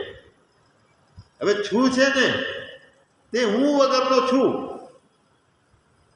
હવે જ્ઞાની માટે હું છું બે જાય છે, હું એ નથી, છું એ નથી, તો શું વધે? છે. અને આપણે જેને કહીએ છીએ કે ચિદાનંદ રૂપ શિવોહમ શિવોહમ, એ હું એ નથી, છું એ નથી, એ છે. એ છેનું હોવું છે, છેનું છું નથી. સમજાય છે? છેનું હોવું છે, એ છેનું છું નથી. તો આ બુદ્ધિથી સમજી લીધું આપણે. ચલો, દેહનો અધ્યાસ કેવી રીતે જાય એ પણ જાણી લીધું. સુખ, દુઃખ, ભય, બધી લાગણીઓ અહંકારથી જાય છે. અહંકારને લય કેવી રીતે થાય એ આપણે 2-3 દિવસથી જાણીએ છીએ. બધું ખોપડીની અંદર જ્ઞાન થઈ ગયું. હવે આ દેહરૂપી ખોપડીની અંદર જ્ઞાન થયું છે, પણ આ દેહરૂપી ખોપડીની અંદર ચિદાનંદ સ્વરૂપે પોતાનું પ્રાગટ્ય થયું નથી, સાક્ષાત્કારનો પોતાનો અનુભવ થતો નથી. તો શું કરવું? તનુમાનસા થઈ જશે, એ હજુ આગળની ભૂમિકામાં આવશે. પણ એના માટેની પ્રક્રિયાઓ શું છે, એના માટે કરવાનું છે શું, એના માટે ક્યાં ભૂલો થાય છે, એના માટે કઈ ભ્રાંતિઓ રહી જાય છે, એના માટે આપણે બેઠા છીએ. એટલે પોતાનું વાસ્તવિક સ્વરૂપ આપણે ભૂલી ગયા છીએ ને, આપણને ગોતી લેવા છે. તો ગોતી લેવાનો માર્ગ કયો, રસ્તો કયો, એનું કઈ ઓફિસમાં છે પરમાત્મા, કે કઈ ગુફામાં છે, અને મારાથી કેટલો છે દૂર, એ બધું જાણી લેવું જોઈએ. તો દૂર નથી, બીજો નથી, એને મળવામાં વાર નથી, પણ એનો સાક્ષાત દીવો અંદર પોતે સ્વયં જ્યોતિ છે, સ્વયં પ્રકાશ છે, સ્વસંવેદ છે, કે જેમાં કોઈ તેલ બળતું નથી, એમાં દિવેટે નથી, અને એમાં દીવો નથી, અને છતાં સતત પ્રગટી રહેલો છે, અને તે ચેતન છે, એનું હોવું છે. એટલે ચેતનાની અંદર હું છું એમ થાય. એનું હોવું છે એટલે આ ચેતના જે છે ચેતનની, એને એમ થાય છે કે હું છું. અને એ ચેતના જ્યારે તે રૂપે હું છું એમ ભૂલી જાય છે, અને હું રૂપે હું છું એમ થાય છે, ત્યારે તે ચેતના ગંદી થઈ જાય છે. જે થઈ ગઈ છે આપણે અનુભવી શકીએ છીએ. એટલે અનાદિકાળથી આ દેહનો અધ્યાસ થયો છે, પોતાનું વાસ્તવિક સ્વરૂપ ભૂલી અને વારંવાર 84 યોનિમાં આપણે ફરીએ છીએ, ભમીએ છીએ, રોઈએ છીએ. તો એક દશા કેવી થઈ છે અજ્ઞાન અવસ્થામાં? જુઓ, ખોપડીની અંદર આ બધું સમજાણું કરી તો સમજાણું છે તો કેવી દશા થઈ છે, કેમ દશા થઈ છે? તો આંધળો માણસ મોટા શહેરમાં ત્યાં થોડો સમય રહ્યો થઈને, 1 વર્ષ 2 વર્ષ સુધી રહ્યો. એક મોટું શહેર હશે કલકત્તા, મુંબઈ જેવું, અને પોતે આંધળો.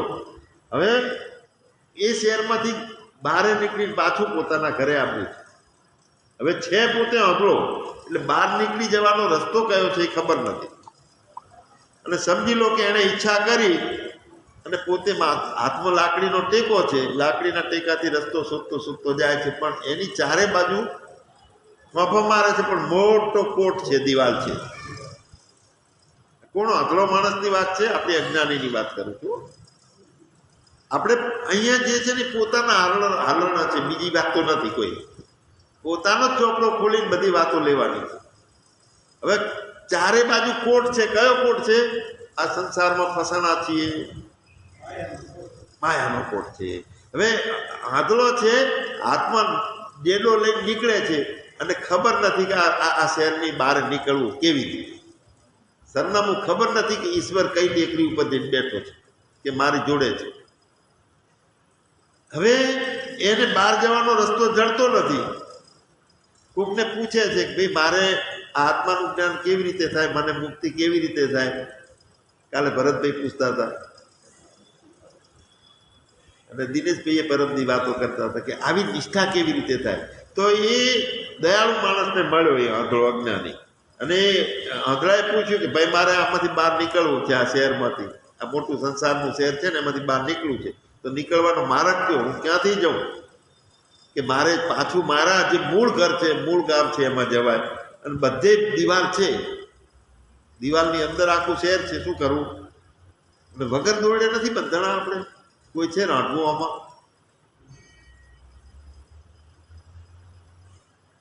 હું એમ કહું કે દિનેશભાઈ આજ હવે 5 દિવસ આપણે બે સાથે રહીએ, ઘર જવા તો બધું ધંધો બંધ. તો મોહ એટલે ખોટાનું આકર્ષણ નથી, એનું આકર્ષણ, એને મોહ કહેવાય. તો એ આપણને ટકવા નહીં દે. કાં તો મારે આ કામ છે, કાં તો આ કામ છે. ઠીક છે, ચાલે. તો દયાળુ પુરુષે કીધું કે બોલો સુરદાસજી, આ શહેરમાંથી બહાર નીકળવાનો દરવાજો ફક્ત એક જ છે, એટલે તમે આ દરવાજો છે ને એને એમ દિવાલે હાથ અડાડતા જાજો ને એક મોટો દરવાજો આવશે ને એટલે તમને ખબર પડી જશે, ત્યાંથી બહાર નીકળી જજો. એટલે એ માની લીધું, દયાળુ પુરુષ હતા. હવે એ કયો દરવાજો છે બહાર નીકળવાનો? આ મનુષ્ય દેહ મળ્યો છે તે. બીજો દરવાજો કોઈ નથી બહાર નીકળવાનો. આ ભવાટવીમાં ફસાણા છીએ ને, કળોતરામાં અને બંધનમાં, તો બંધનમાંથી નીકળવા માટે આ એક જ દરવાજો મળ્યો છે, મનુષ્ય દેહ. હવે પોતે હાથ લગાડતા ઠેઠ દરવાજા પાસે આવી અને આવે છે. અને જેવો દરવાજો આવે છે એટલે પેલા વાંદરાને ખંજવાળ આવે. ખંજવાળ આવે એટલે એ પોતે જો ઊભું રહેવાનું ચાલુ રાખ્યું હોત ને ખંજવાળ્યું હોત ને તો વાંધો નહોતો, પણ હેડવાનું ચાલુ રાખ્યું ને ખંજવાળવાનું ચાલુ રાખ્યું, દરવાજો જતો રહ્યો. એટલે પાછો ખંજવાળવાનું પતી ગયું એટલે પાછી દિવાલે હાથ અડાડ્યો. એને ખબર નથી કે દરવાજો જતો રહ્યો. આ મનુષ્ય જીવન આમને પૂરું થઈ ગયું, ખબર નથી. આઈને કોઈ કહે કે જાગો, ઉઠો, આ હાથમાં હિરલો મળ્યો છે મનુષ્ય દેહ નામનો, પણ હજુ તો મારે છોકરા પહેણા. પણ આ ભ્રાંતિઓની અંદર આપણે ફસાણા છીએ. શંકરાચાર્ય, વિવેકાનંદ પેલા મગરે પકડ્યો હતો શંકરાચાર્ય, તળાવમાં નાવા ગયા તે વખતે. ત્યારે કીધું એની માને કે હવે તું એમ કહી દે કે આ છોકરો મારો નથી તો મગર છોડશે. એ મૂર્ખા હતા. એકની એક માં હતી છતાં પરવા ના કરી વચન આપ્યું કે છેલ્લા શ્વાસ માટે હું આવીને ઊભો રહીશ તારી, પણ 4 મઠોની સ્થાપના કરવી આ આપણે આપણા કુંડાળામાંથી નીકળતા જ નથી બહાર. કેટલો મોહ છે, કેટલા પકડાઈ રહેલા છે. એટલે કોટે કોટે ફરવાનું ચાલુ રહ્યું ને, હાથ લગાડવાનું ચાલુ રહ્યું ને, ખંજવાળવાનું જ્યારે દરવાજો આવે ત્યારે ચાલુ રહ્યું. કેટલા જન્મો જતા રહ્યા હશે આવા ખંજવાળવા. એટલે ભટકી અને દરવાજાની ખબર રાખી નહીં કે આ મોકો આવ્યો છે બહાર નીકળવાનો, અને દુઃખો ભોગવવાનું ચાલુ રહે છે. તો એમાં એક બીજો દયાળુ પુરુષ એ વખતે એને મળ્યો, તો એણે વાઘડાનો હાથ ઝાલી અને દરવાજાની બહાર મૂકવા ગયા. જે અત્યારે આપણે જ્ઞાન સભાનો આ 4થો દિવસ છે, પકડી અને હાથ પકડીને દરવાજાની બહાર આ ખોખાની બહાર નીકળો 5.5 ફૂટમાંથી, ક્યાં સુધી આમાં ફસાયેલા રહેશે. તો આ પ્રયત્ન એને ઘરે પહોંચાડ્યો. હવે મતલબ કે વારંવાર મનુષ્યના દેહમાંથી બીજા દેહમાં આ પ્રાણ ગયો એટલે મોક્ષનું દ્વાર ગયું. તો આપણે આપણી ગતિ જે છે, માંડ મનુષ્ય જન્મ હાથમાં આવ્યો છે, અને કાં તો રોટલાની ભય છે, કાં તો મારાનું શું થશે. અને મોહ તો અર્જુનને થયો છો, અને ભગવાને એ મોહને દૂર કરવા માટે બધું દર્શન કરાવ્યું, વિશ્વરૂપ દર્શન, કે જો આ બધા મરેલા છે મચ્છરની જેમ, અને કાળ રૂપી હું છું, કાળ પણ હું બન્યો છું, મારા પેટમાં બધા આવતા રહેલા છે, તું તો નિમિત્ત થા. એટલે અને પછી આ ઊભું મશીન છે 5.5 ફૂટનું, 2 પૈડા વાળું, અને આડા મશીનને બધા 4 પૈડા હોય છે, 2 પૈડા.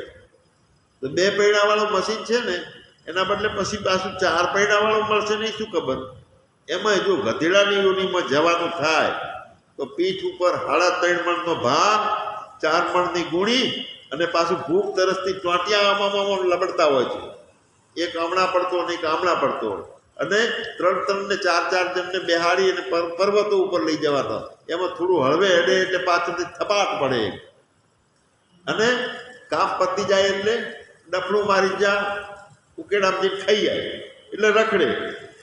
અને કોક વળી હારો મળી જાય એનો પ્રજાપતિ તો હારા ચોખાના ચણાના પોત્ર નાખીને ખવડાવે. જો ઊંટ અને બળદનો અવતાર મળે તો ખરા બપોરે બળદની દશા શું છે. હવે તો ભગવાને એના ઉપર કૃપા કરી છે, આ મશીનો આવ્યા બધા, બળદને શાંતિ થઈ. પણ 2 બળદ ભેગા થયા અને 2 એકબીજાને પૂછે કે તારો ધણી કેવો છે.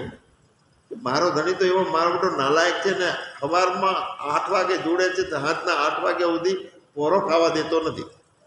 તો કે એમ તો મારો ધણી તો સારો છે, વચ્ચે બીડીયું પીવા બેસે છે, વચ્ચે ચા પીવા બેસે છે, તો એના માટે એ દયાળુ વ્યસની છે. એટલે ડાબલામાંથી કાચીની કાણીએ ફરે, ધીમો હેલે તો પૂંઠની અંદર એને પેલો પરુણો આવડી ખીલી મારેલી ધાર હોય, ફટાક દઈને મારે, કો તો ચાબુક મારે. એટલે અને થાક લાગ્યો હોય, ભૂખ લાગી હોય, તરસ લાગી હોય તો કોઈને કહી ના શકે. બિચારા મૂંગા પ્રાણીઓની દશા તો જુઓ.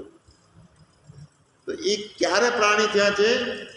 આ મનુષ્ય જન્મમાં ના સમજ્યા, અને જે કર્મોના પોટલા પાપ પુણ્ય બાંધ્યું એટલે આ ત્યાં છે. પાપ પુણ્ય કોને મળે છે? આપણે પહેલા દિવસે વાત કરી હતી કે જેને આ બુદ્ધિની ડબ્બી જાગતી છે, હું દેહ છું, એને પાપ પુણ્ય મળે છે. આ બુદ્ધિની અંદર હું પણ મારા પણ નથી, બાળકને નથી, પશુને નથી, ગાંડાને નથી, બેભાની છે એને નથી, અને અવધૂત અને જ્ઞાની છે એને હું પણ અને મારા પણ નથી. જેને હું પણ અને મારા પણ છે એને પાપ પુણ્યો લાગે છે. એટલે કહેવાનો મતલબ શું છે કે અનેક જન્મના પુણ્યો ભેગા થયા હોય છે ત્યારે આ મનુષ્ય જન્મ મળ્યો હોય છે. અને એમાં પણ જે પરમાત્મા અવતારો જે ભૂમિ ઉપર નાચ્યા છે, કૂદ્યા છે, એવો આપણું ભારત દેશની અંદર અવતાર મળવો એટલે ગર્વની વાત છે, બહુ ભાગ્યની વાત છે. જો ઓસ્ટ્રેલિયા અને આફ્રિકા જેવા, આફ્રિકાની અંદર ને એ વખતે તો જંગલોમાં અત્યારે એવું હશે કે માણસને ખાતો, એટલે પશુ કરતા ખરાબ વ્યક્તિઓ, એવી જગ્યાએ આપણને અવતાર નથી મળ્યો. એના બદલે અહીંયા ભારત ભૂમિની અવતાર અહીંયા મળ્યો છે. તો અહીંયા માણસ ઉપર માણસને ભાવ છે, આટલો પ્રેમ છે, ધર્મ છે, અહીંયા અવતારો નાચ્યા છે, કૂદ્યા છે, એટલે એક એક કણ ભારતનો, એમાં ગુજરાતની તો વાત થાય એવી નથી. જે રાજ્યોમાં જઈએ છીએ ત્યાં કહે છે કે ગુજરાત તો ક્યાં બાત છે, ગરવી ગુજરાત છે. તો એવી જગ્યાએ આપણને મનુષ્ય મળ્યો છે દેહ, અને એ અમૂલ્ય દેહને સ્વર્ગના દેવતાઓને પણ આવો દેહ ના મળે. અને 84 લાખ યોનિમાં પડીએ અને છતાં આંખે આંધળા બની, છાતીએ પથ્થરો બાંધી અને 2 ફૂટના કૂવામાં પડીએ જાણીને, તો પડો ભાઈ, બીજું શું કરીએ. સંતો તો કહે છે કે જાગો, ઉઠો, નક્કી કરો તમે કોણ છે, શા માટે છો. તો ભગવાન વિવેક, તનુમાનસા એટલે સૂક્ષ્મ બુદ્ધિ, પૂર્ણ વિચારણા એટલે સૂક્ષ્મતા નો વિચાર, અને તનુમાનસા એટલે અહંકારને બિલકુલ સૂક્ષ્મ બનાવવાનો. હવે આવો બનતો નથી, એના માટેનું આપણે વાત કરીએ છીએ. તો બીજું એક સાધન કીધું છે કે સદગુરુનું શરણે છે. તો સદગુરુ કોને કહેશું, સદગુરુના લક્ષણો કયા? એટલે જ્યાં સુધી આપણે રેલગાડીમાં બેઠા હોઈએ અને માથે આપણી પાસે 15-20 કિલોની સુટકેસ હોય, ઉપાડીને બેસીએ ખરી રેલગાડીમાં? કેમ? રેલગાડી ઉપાડે છે આપણે બધાને. તો મૂર્ખો હોય એ માથે પોટકું ઉપાડીને રેલગાડી મુસાફરી કરે. તો આપણે મૂર્ખા નથી કે અત્યારે ભાર ઉપાડીને બેઠા છીએ કે દેહ મારો છે, મારા કુટુંબીઓ છે, હું ચલાવું છું. ઈશ્વર બધું ચલાવે છે કે આપણે ચલાવીએ? કર્મનો ભાર છે, સમાજનો ભાર છે, જણ્યા એને જાળવવાનો ભાર છે, પૈસા કમાવાનો ભાર છે. તો જ્યારે જ્ઞાનની અવસ્થા આવે છે ને, એટલે ન્યુટ્રલ ગેર આવી જાય છે આપણો. હું કાંઈ નથી, મારું કાંઈ નથી, હું કરતા ભોગતાય નથી. એટલે ભગવાન મુસાફરી કરવા માટે, પુરુષ મુસાફરી કરવા માટે નીકળે, અને ચાલતા ચાલતા ચાલતા એક મોટી નદી આવી, એને પાર જવા માટે વિચાર કરતો હતો. એટલામાં એક આંધળો, હજુ આપણે સદગુરુના લક્ષણની વાત કરીએ છીએ, એક નદી આવી છે. તો અહીંયા એક આંધળો કાયમી આવતો એ બેઠો છે. તો એ મુસાફર એને પૂછે છે કે આ નદીને પાર કેવી રીતે ઉતરવી. એટલે પૂછ્યું મુસાફરે કે આ પાણી કેટલું છે, આમાં તણાઈ જાય એવો કોઈ પ્રવાહ તો નથી હોતો, તમને ખ્યાલ હોય તો. એટલે કેવી રીતે, મૂળ વાત એ છે કે કેવી રીતે સામે કિનારે જાઉં, કેવી રીતે આ મનની પેલે પાર જાઉં. આંધળો માણસ એટલે અજ્ઞાની સમજો, અજ્ઞાની ગુરુ, અને મુસાફર છે તે આપણે પોતે. આપણે આંધળાને પૂછીએ કે જેને પૂરું જ્ઞાન નથી કે આ નદીને એક પેલે પાર કેવી રીતે જાઉં. તો હવે એ આંધળાએ કીધું કે કાંઈ વાંધો નથી, મારી કાંધ ઉપર બેસી જવાય, મને ખબર છે કે પાણી ઓછું છે, કેવી રીતનું છે, હું પોકાડી દઈશ. હવે પેલા એ માથે આંધળો હતો એટલે પેલો વિશ્વાસ મુસાફર કરે ખરી? એવું જોખમ કરે કે નદી છે તાણી જશે તો આના ભરવું આપણે માથે ના બેહાય એને. એટલે એને જે વાતો કરી કે મારા કાંધે બેસી જો, હું તને પોકાડી દઈશ. એટલે મુસાફરે મનમાં વિચાર કર્યો કે આ શરીરે ભલે મજબૂત છે, કાયમ ભલે અહીં રહે છે, પણ ચાલવામાં પણ પોતે શક્તિમાન છે, પણ નદીનો સામો કરનારો એને જોયો નથી, દેખી એકતો નથી, તો આપણને કેવી રીતે લઈ જશે? 5-25 લોકો વારંવાર વાતો કરવાની આવડતો છે, બધી રીતે મજબૂત છે, પણ નદીનો પેલો કિનારો એટલે મનની પેલે પાર, જ્યાં અસ્તિત્વનું સાક્ષાત્કાર પોતાને હોવું છે, એ એને જોયું નથી, તો આપણને ક્યાંથી પોકાડશે? એટલે ભગવાન એને બીક લાગી જાય મુસાફરને કે ના, એના કાંધે બેસવું નથી. એટલે એને ના પાડી દીધી કે ભાઈ તું જવા દે, હું મારી રીતે પછી કરી લઈશ. હવે અહીંયા પાંગળો માણસ એક આવ્યો. એ પાંગળો માણસ આવ્યો તો એને પૂછ્યું, તો એ પાંગળા માણસે કીધું કે આ નદીમાં પાણી ઘણું ઊંડું નથી, એ હું જાણું, એટલે હું કહું એ માર્ગે તમે જાઓ, કોઈ તમને તકલીફ પડશે નહીં. આ કિનારેથી નદીમાં ઉતરી અને સીધા ચાલ્યા જાઓ. 25 કે 30 ડગલા આગળ જજો એટલે પછી થોડુંક ડાબે બાજુ વળજો અને પછી પાછા સીધા જજો. અને ડાબે બાજુ વળો છો એટલે વચ્ચે સાઈડમાં ઘુમરીઓ છે તે ઘુમરીઓમાં ના જતા, આમ થઈ ડાબે થઈને પાછા સીધા જતા રહે. બહુ સોયલી રીતે જતા રહે. આ કોણે કીધું? પાંગળાએ કીધું. હવે એને આ બધી વાતો સાંભળી તો વિચારવંત હતો મુસાફર. તો એને એમ કીધું કે પાંગળાને પગ નથી અને જો ક્યારે કેવી રીતે હોય ને અહીં પાણી નથી પણ હશે ને એમાં મારું તો આપણે સાચું કેવી રીતે માનવું? અમુક જગ્યાએ ઊંડાણ છે ને અમુક જગ્યાએ મીંડું છે ને આ બધું ખરું કેવી રીતે માનવું? એટલે એના ઉપર વિશ્વાસ ના આવ્યો એમ. એટલે પોતે કીધું છે તો એ કીધા ઉપર ભરોસો મુસાફર વિચારવાનો હોય તો ના આવે કે આ પાંગડાનું શું હોય. એટલે દેવયુગે અહીંયા એક ત્રીજો માણસ આવ્યો. એ તો ત્યાં આવ્યો એટલે આંખે દેખતો હતો, પગે ચાલતો હતો. એને મુસાફરી એને નદીમાં પાર ઉતરવા માટે કરીને પૂછ્યું મારે શું કરવું? તે માણસે કીધું હું આ માર્ગને જાણું, મને તરતા આવડે છે, મારી સાથે ચાલો, હું તમને ઠેઠ આંગળી પકડી ઠેઠ પેલા કિનારે લઈ જઈશ. તો આ ત્રીજો માણસ હતો. એની વાત સાંભળી અને પેલા મુસાફરને લાગ્યું વાત બરોબર છે, હવે ક્યાંક આપણે આગળ જઈ શકશું. હવે ભગવાન આપણને શું થાય છે કે બ્રહ્મને પામવાની છે, આત્મ સ્વરૂપને ઓળખવાની ઈચ્છાવાળા આપણે મુમુક્ષુ પુરુષ આપણે મુસાફર છીએ. અને નદી એટલે કે આ જન્મ મરણ રૂપી આ જે કળોતરો છે, આ કળોતરાની પેલે પાર જવું છે. અને સામેનો કિનારો જે આ સંસાર છે, સંસારથી પાર, એ સામે કિનારે જે પરમાત્માની પ્રાપ્તિ કરવી છે. અને આંધળો એટલે કે ફક્ત ને ફક્ત શાસ્ત્રોને જાણે છે, શાસ્ત્રોને જાણ્યું છે પણ પોતે એ કિનારો સામેનો જોયો નથી. ગોખી 10 વર્ષ પીરસી અને સતત એક ભાવ થઈ ગયો છે અને પાછો પૂજ્ય થઈ ગયો છે, પાછો ગુરુ બન્યો છે, શિષ્યો બનાવવા માંડ્યો છે, મોટો વાડો ઊભો કર્યો છે, 5, 10 કે 50 વીઘાની અંદર મોટું ઊભું કરી નાખ્યું છે. અને 12 વર્ષ સુધી વેદાંતના આચાર્ય છે, આથી શાસ્ત્રમાં પારંગત થઈ ગયા છે. પણ સામેનો કિનારો જોયો નથી. જો સામેનો કિનારો જોયો હોય તો એની વાણી, એનું વર્તન, એનું નર્તનમાં ક્યાંય હું ભાવ રહે નહીં. અને બીજું એ બીજું છે એવો ભાવ ના રહે. સામાન્ય મજૂરનું, સામાન્ય ગરીબનું છોકરું છે, મોટો મિલ માલિકનું છોકરું છે, બધે હરખો સમત્વયો એ જીવનમાં નથી, બધે આત્મ સ્વરૂપ દેખાતું નથી. તો ફક્ત ને ફક્ત શાસ્ત્રનો અભ્યાસુ જે છે એ આંધળો છે. હવે એ આપણને પેલે પાર ઉતારી શકે નહીં.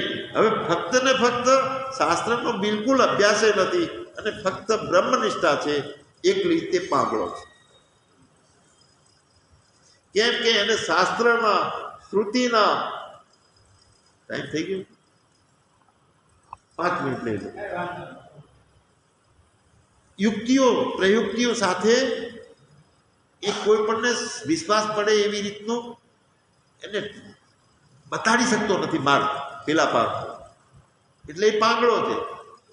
તો ફક્ત બ્રહ્મનિષ્ઠ છે એ પણ સમાજમાં જ્ઞાની લોકોનું પ્રોડક્શન કરી શકતા નથી.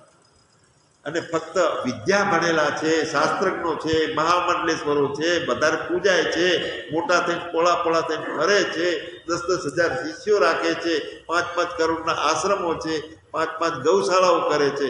પણ જ્યાં સુધી આત્મતત્વ ચીન્યો નહીં તબ લગી સાધના સર્વ જૂઠી. તો આ જે સદગુરુના લક્ષણો કયા એની વાત અત્યારે ટાઈમ વધારે થઈ ગયો છે તો આપણે આવતીકાલે લેશું. સચ્ચિદાનંદ ભગવાનની જય. સદગુરુ દેવ